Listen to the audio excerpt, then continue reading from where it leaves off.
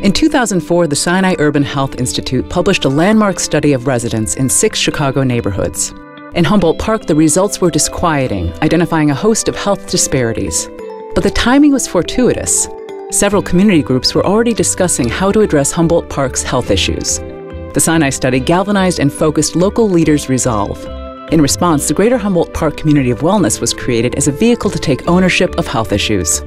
We needed to really look at this not just from the vantage point of public health, but from the vantage point of this community coming together and saying, we have to own the ways to ameliorate the problem. We've kind of organized our work into developing task forces for each one of the health priorities: obesity, diabetes, asthma, mental health, oral health, school health, HIV/AIDS, and health careers. We really take a holistic approach, and we know that by doing that, we really make a much longer impact in our community's health.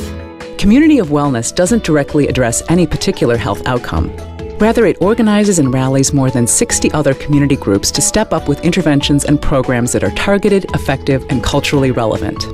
Some efforts are easy to see, such as the Diabetes Empowerment Center, which provides information and classes to help residents manage their condition. Some initiatives align with organizations' existing programs, such as Westtown Bike's after-school activities, which encourage active lifestyle while addressing safety and providing work experience. And still others take to the streets, such as in-home asthma interventions, neighborhood walkability assessments, and public informational outreach. So it's not just about people's individual behaviors, but how do you create interventions and work with organizations and individuals, right, that are going to take a look at the entire context. There's a flourishing of collaboration around alleviating the health inequities that exist in this community. That's something that never existed before, Community of Wellness.